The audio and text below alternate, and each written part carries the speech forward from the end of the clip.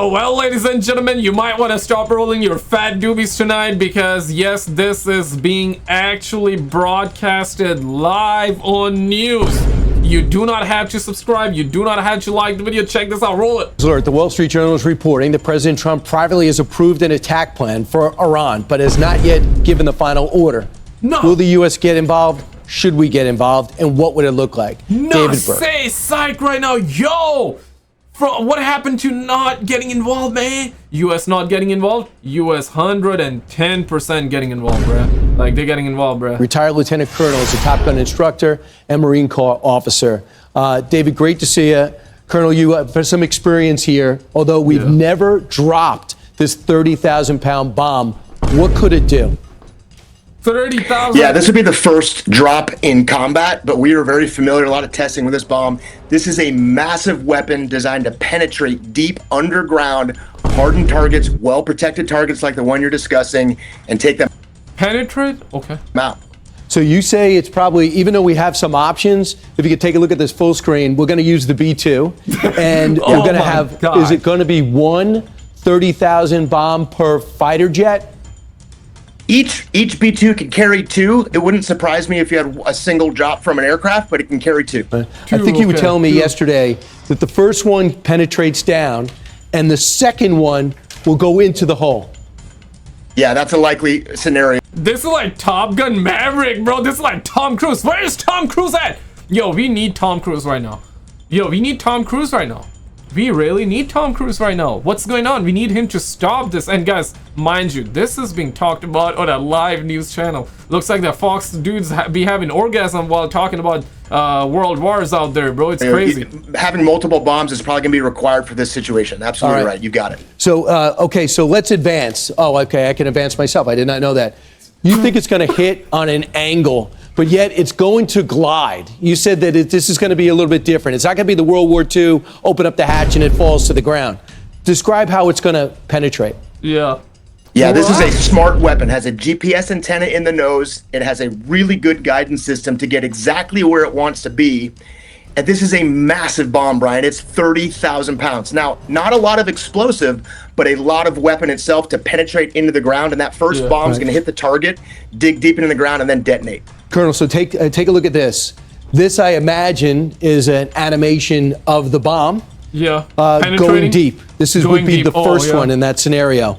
With this going deep, bruh. Going deep. So that's the plan of attack being broadcasted live on news. And get ready for the BBC report. Pause.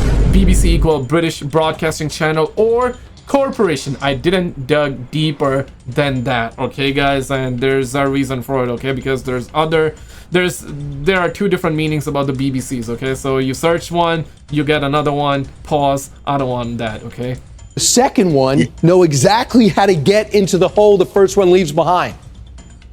Yeah, I mean, this is a tough problem. The way you're describing it is exactly right. It's a very difficult scenario, but that, as you're describing it, is exactly what the intent would be, is put that second bomb right through the hole of the first penetration, get deeper into that target, and do even more damage with the second weapon. So, Colonel, what you said is it'll penetrate about 200 feet. So it goes about 200 feet, but there's about 300 feet of concrete it's got to get through, let alone what the mountain challenges have. Yeah, we got challenges. We got a problem, ladies and gentlemen. How are we supposed to do that? Right? How are we supposed to do that? Call the USA. America! Gotta call in America, man. Yo, that is crazy, man. Damn. Yeah, if you're in America, I'm in Canada, by the way, right? So if America gets involved, then Canada probably gonna be like, yeah, why not us? Why not us, right? But no, man, this is... jokes aside though, it's getting serious out there, bro. It is getting serious now. US should not get involved. It's Israel's, Iran, and both of these boys, Israel and Iran, gotta stop, man, because Iran's people, civilians, innocent people that got no say in it, risking their lives, okay, gonna lose their lives. Same is gonna happen in Israel as well. The people that has no say into it, it's the politicians, right? It's there's a saying, old men talking, young men dying because of the war. Old men talking about the war and young men going to the war and actually dying. That's what it is, man. Money talks, but everything else walks. Politicians, they don't care about their people, bro. They want to start wars, they want to make money and peace out, get the hell out, or not even get the F out. actually go deep, but in their bunkers, in their nuclear bunkers. You guys don't think that they got like secret locations, secret bunkers? Nah, man, just get out of here, bro. So the first one gets through. What's the second one look like?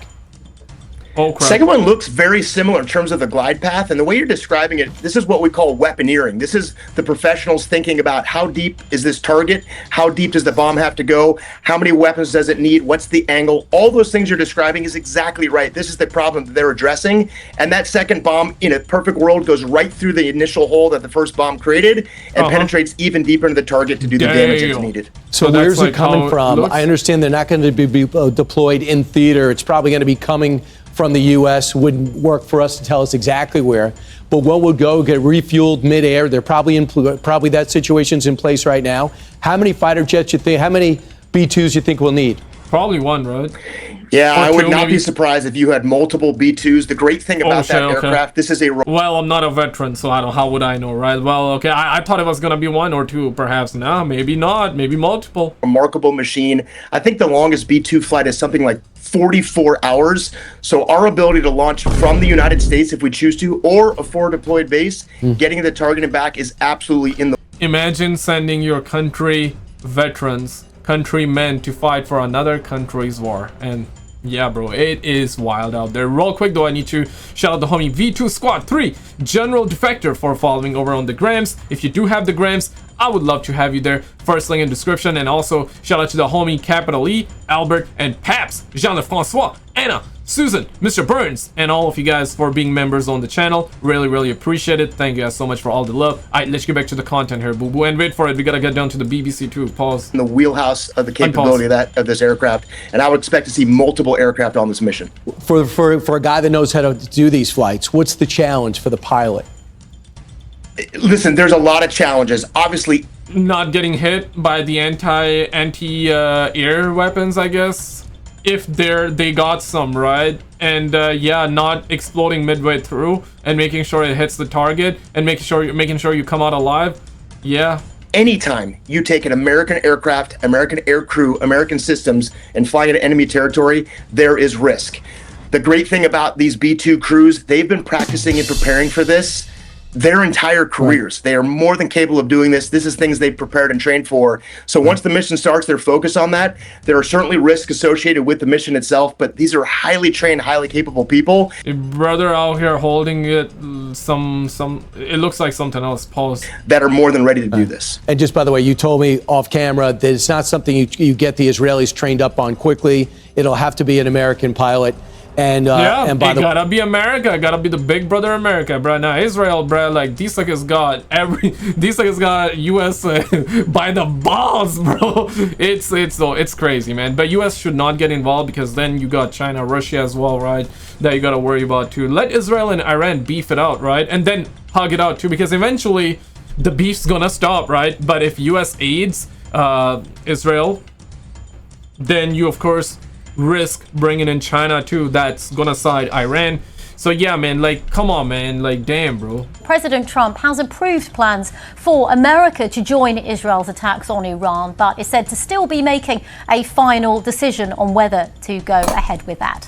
Well, the BBC's US partner CBS News says it's been told by two sources that the US president is waiting to see if Tehran agrees to abandon its nuclear program. Well, I've been speaking to... Yeah, honestly, bro, like, I don't like the idea of Iran having the nukes either, okay? But let's be objective here. Israel was the first to attack Iran in this situation, okay? I'm not talking about, like, previous wars, this or that. Let's keep it on the topic at hand. Like, Israel was the first to attack Iran. So, what were they thinking? Were they thinking that Iran is not gonna retaliate? Come on now, right? Like, so Iran did... And then Israel did, then Iran did, and now both of them boys are beefing. And I also think that in this situation, bro, like if Iran gets a nuke, they're most probably gonna use it this time, bro. Like, as Israel has attacked them like crazy too. So yeah, right. And of course, like Iran has been threatening for a while, so you gotta take that into account as well. And recently I saw a video too. So Iran, they uploaded, I believe, AI video of them playing with a nuke. Was kind of dark but funny, but pretty dark too. So there was that aspect to it. I think there needs to be a temporary truce, okay? Make a temporary truce, squash the beef, okay? take nukes away from Israel as well, and don't let Iran make it too. Or perhaps like America, if America is gonna get involved, they are getting involved, right? So America, like a big brother, can come in. The world police, ladies and gentlemen, world police, president of the entire world, the homie Trump, can come in and be like, okay, we're gonna take the nukes away from Israel. How about that, Iran? You know, no, you don't need it. Don't make it, because if Iran makes it, then other countries gotta make it, right? Then Saudi gotta have it, then Qatar gotta have it, then other countries gotta have it too, right? And if we keep on going on this path, then it's like, bro, you and I gotta have nukes too, bro. Because yeah, like, because if somebody threatens you, hey man, you gotta like use your nukes as well. Right, so it's like crazy, man. Damn, man, what the hell is going on, CBS News bruh? correspondent Jared Hill to get the latest developments from the US. So there are a couple of things that we are learning from sources here at CBS News about President Trump's potential decision on what to do with Iran. One of the make it fair, like take nukes away from both of these boys out there, right? I guess then it would be, I mean, nobody, of course, in a perfect world, nobody should have the nukes, because yeah, then the nukes that US used back in WW2 World War II on Japan, Hiroshima and Nagasaki, they were massive.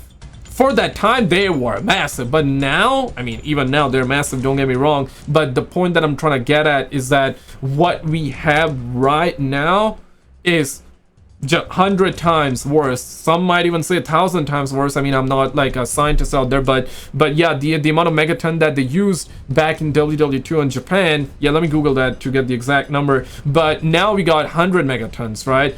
Yeah, Russia even tested the Tsar bomba as well, which was 100 times bigger than that of the US at that time. And of course, US probably got a bigger one too, or close to it. And of course, then you heard that there was times 2 Tsar bomba, so whatever. And Tsar bomba was actually tested, you know what I'm saying, like in real life.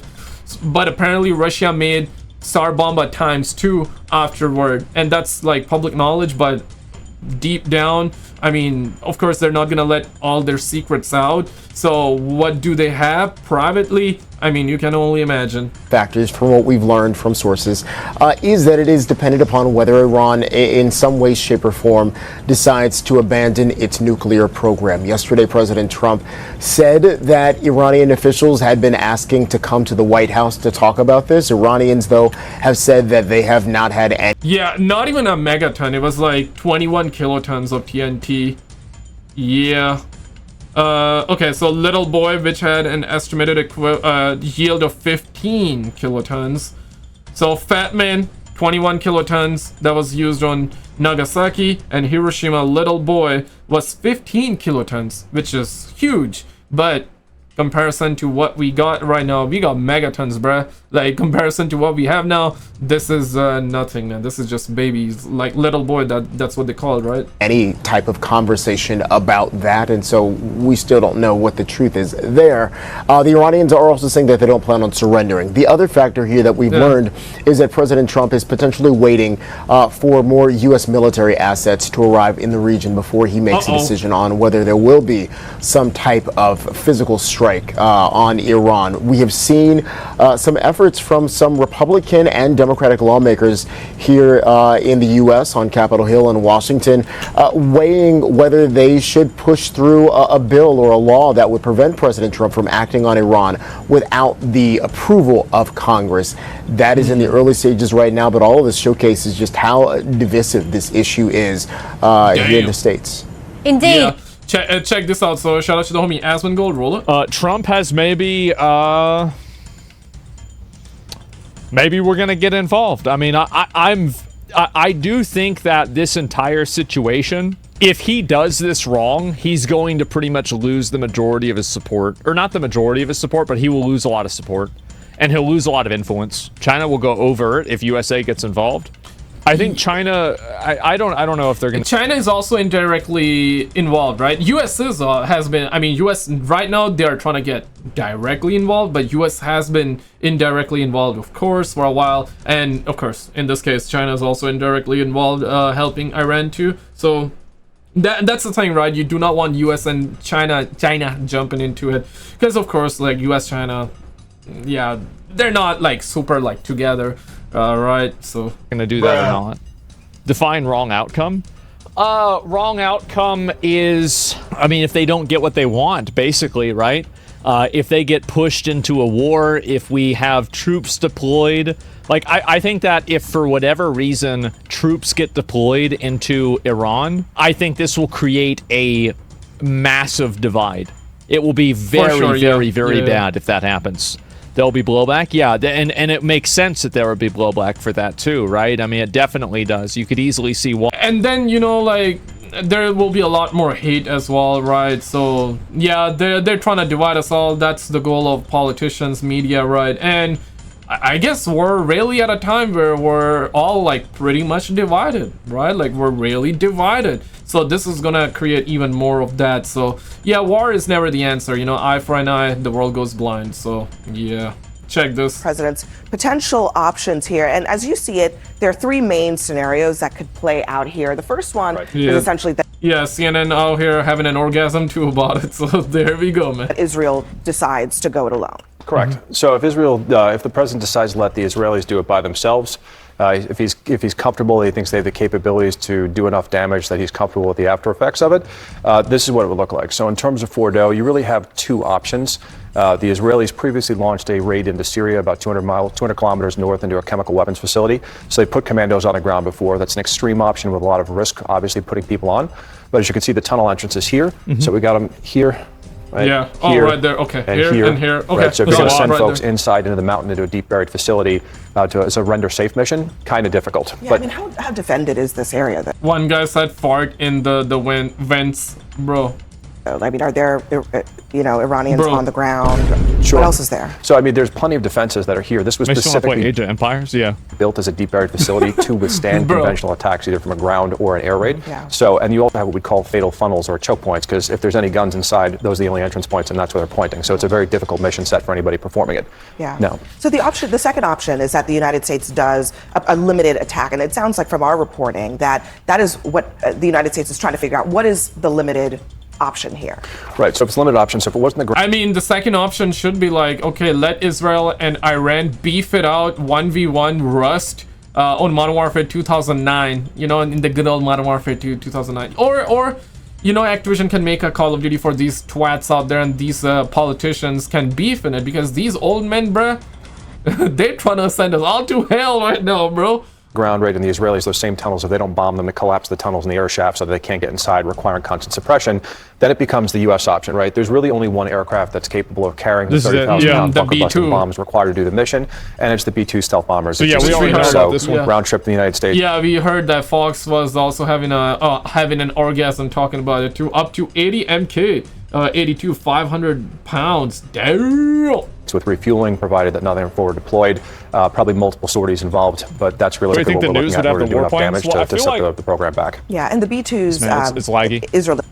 I feel like they're guessing, right? And like, there's only so many things that the U.S. can really do. So, I mean, unless they have like some super secret weapon that we have no idea about, but I feel like if they did, they probably wouldn't use that in this situation. So, like, you can pretty much assume what the different outcomes are going to be. We need the Avengers. We need the Avengers. They don't. Yeah, somebody mentioned Avengers, right? Where's Iron Man at? When you need Iron Man, he disappears, bruh. But okay, yeah, Iron Man. Oh, yeah, that's right. That's right. Yeah, in Endgame, I get it. But where's Captain America? Yeah, Captain America, he's gone too. Damn it, man. Yeah, Hulk. Where's Hulk? We need the Hulk. We need Thor. We need Thor, man. We need the Avengers. Where are the new age Avengers? We really need the Avengers, man. They really. And where are them aliens at, bro? Where are them aliens at? They always say, we always hear about it, the aliens are good, you know, they will not let us like go to another war. I mean, we always heard that they won't let us nuke each other. Okay, that's good if that's the case, but yeah, let's find out. Don't have them, and that's why it requires the U.S. and they can't deliver as big of a blow from the air. Yeah, so talk us through option 3. This is essentially looking at the region and saying not just this one facility, but let's take it all out. Like, what are we talking about in terms of that? Sure, I think US this is the strikes least likely option to start with. If the president makes a decision to hit Fordo, his political base doesn't support, a war. He certainly doesn't want to collapse the government there and deal with nation and state building, which is what we saw in Iraq and Afghanistan. Yeah. But if we did go in and decide to strike, right, what do the targets look like outside of that? You can see the nuclear facilities here with nuclear symbols, and then you've got regime targets, and then you've got oil refineries along there, which is really fun. And right, like, what did we achieve? When I say we, I mean as in like America, right?